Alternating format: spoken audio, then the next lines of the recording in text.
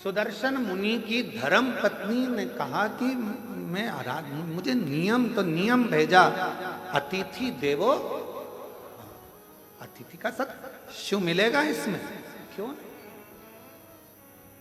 आप कोई भी एक नियम तो पकड़ो, शंकर भगवान को मिलने में देरी नहीं लगे। आप पकड़ो एक नियम, ठीक है, अतिथि सत्कार का नियम पकड़ा,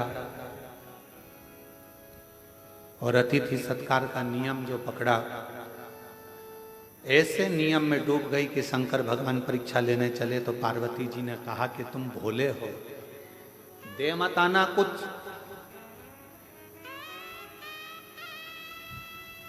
और भोला जो होता है ना, उसके साथ भोलेनाथ हर पल होता है, हर पल। कुछ दे मत आना, ठीक है, अब मुझे जाने तो दे। पत्नी ने, माता पार्वती ने प्रसन्न चित्त से अपने पति को भेजा। एक दरिद्र का वेश बनाकर, बड़ा तन पर कपड़े फटे हैं, भिक्षुक का वेश बनाकर आवाज लगाई सुदर्शन मुनि के दरवाजे पर, माता भिक्षाम दे, भूख लगी है, कुछ भाग मिले मुझे तो अच्छा है। सुदर्शन मुनि की पत्नी ने दरवाजा खोला। बाबा क्या बात है, भूख लग रही है? बाबा अभी तो मैंने भोजन नहीं बनाया, पर अगर आप थोड़ी देर बैठोगे ना बाबा तो मैं भोजन बना दूंगी। बाबा कहते हैं मैं बैठता हूं, तुम बनाओ। बाहर बैठने लगे बाबा। अंदर सुदर्शन मुनि की पत्नी ने उनको अंदर आसन लगाकर बिठा दिया, द्वार बंद करा, अंदर अतिथि भोजन बना रही है, गुनगुना रही है भगवान के नाम। क्या देखा? भोजन बनकर तैयार हुआ, इसमें एक रोटी बनकर अलग रखा दी गई है। किसकी रोटी है? गाय। रोटी अलग रखा। खूब हंसे भोलेनाथ, खूब डट के हंसे। गुस्सा आया थोड़ा सा सुदर्शन मुनि की पत्नी को कि हमारे घर भोजन करने आए और तुम हंस रहे, क्यों? सुदर्शन मुनि के दरवाजे पर बैठे हुए अतिथि के रूप में भोलेनाथ ने कहा कि धन्य है देवी, आप धन्य हैं। माँ, आपने जो रोटी मेरे लिए बनाई उसकी साइज इतनी बड़ी है, और जो गाय के लिए रोटी बनाई वो इतनी सी।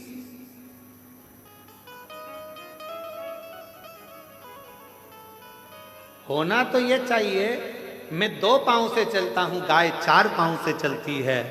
मेरा शरीर छोटा है, गाय का शरीर बड़ा है, तो मेरी रोटी से बड़ी तो गाय की रोटी होना चाहिए। पर संसार के लोगों ने अपनी रोटी से छोटी रोटी गाय की कर दी है। बोलो, ये गलती केवल सुदर्शन मुनि की पत्नी से नहीं, अपने घर में भी होती है।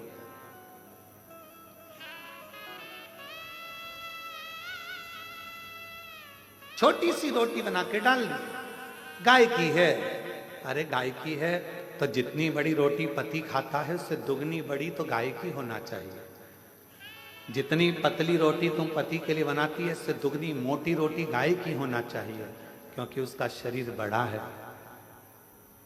दिन भर चलती है, दिन भर फिरती है। सुदर्शन मुनि के दरवाजे पर मेरे विश्वनाथ, मेरे शंभु भिक्षुक का रूप रखकर खूब ठाका लगाकर हंस दिए। पत्नी ने पूछा कि तुम मेरे घर भोजन करने आए और मुझे देखकर हंस रहा? शिव जी ने कहा कि ये रोटी तो बहुत छोटी है गाय की, रोटी तो बड़ी करो। पत्नी सुन रही थी सुदर्शन मुनि की। बाबा की बात सुनकर उसकी आंखों से जल भर गया। आज तक मैंने केवल कपट ही करा, बच्चों को ज्यादा खिलाया, पति को ज्यादा खिलाया, और गौ माता को केवल 1 रोटी, और वो भी छोटी सी। मतलब मेरी कपट की जिंदगी चल रही थी। आज से हे अतिथि, तुम मेरे दरवाजे पर गुरु बनकर आए हो और तुमने मुझे उपदेश दिया है, उपदेश दिया है। आज से मैं कभी कपट नहीं करूंगी। जैसा मेरा पति पावे वैसा अतिथि पावे, जैसे बच्चे पावे वैसे परमात्मा पावे, जैसे मेरे घर के पावे वैसे गौ माता पावे। एक उपदेश मेरे शंकर भगवान ने दिया, इसलिए प्रथम गुरु है शिव, आदि गुरु है शिव, आदि योगी है शिव। उपदेश दिया। अब दूसरा उपदेश का समय था। भोजन की थाली लगकर तैयार हुई अतिथि के लिए। इतनी देर में दरवाजे पर पति आ गया। दरवाजा की कुंडी बजाई। सुदर्शन मुनि, द्वार खोलो, दरवाजा खोलो। पत्नी अंदर से आवाज लगा दी, कौन है? पति चिल्ला कर बोला, क्या तुझे मेरी आवाज सुनाई नहीं देती? मैं तेरा पति, तेरा भरतार, और तू दरवाजा नहीं खोलती? पत्नी आवाज लगाकर कहती है, आपने कहा था अतिथि देवो भव, अभी मैं अतिथि को भोजन करा रही हूं। पागल हो गई है, मूर्ख हो गई है।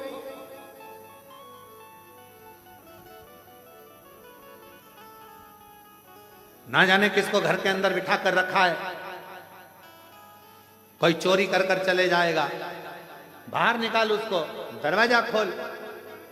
इतने में पत्नी मुस्कुरा कर बोली, मैंने आपसे पूछा था तो आपने कहा था कि अतिथि तो भगवान का स्वरूप होता है, और मैंने आपको गुरु मानकर आपकी वाणी पर विश्वास कर लिया। अब तो मैं दरवाजा तभी खोलूंगी जब अतिथि का भोजन हो जाएगा, प्रणाम कर लूंगी, वो विदा होगा, तब मैं द्वार खोलूंगी, तब मैं द्वार खोलूंगा। शिव ने पूर्ण परीक्षा ली। आज मेरे शंकर भगवान निकलते ही नहीं घर से बाहर। लाओ जरा एक गिलास दूध और लाओ, जाओ। सुदर्शन मुनि की पत्नी दूध का गिलास भर गया। अब बोले, बाबा मेरे झोले में जो कपड़े रखे हैं वो सारे चल चल के गंदे हो गए हैं, माँ धो दोगी? माँ कपड़े धो रही, 1 घंटा कपड़े धोने में हो। अब बाबा बोले कि मेरे को पानी पीना है, पानी ले। फिर थोड़ी देर बाद बोले, खाना ज्यादा हो गया, मेरा मन कर रहा है 1-2 घंटा आराम कर लो।